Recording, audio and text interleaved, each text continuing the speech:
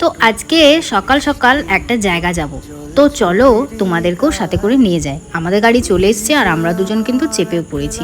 আর ওয়েদারটা কিন্তু আজকে বেশ ভালো ছিল।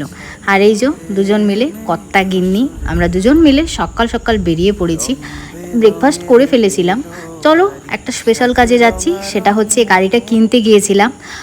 অনির্বাণ অনেক দিন ধরেই আর কি এই গাড়িটা কেনার জন্য একটু একটু করে সেভিংস করছিল, তো যাই হোক ফাইনালি সেটা পেরেছে।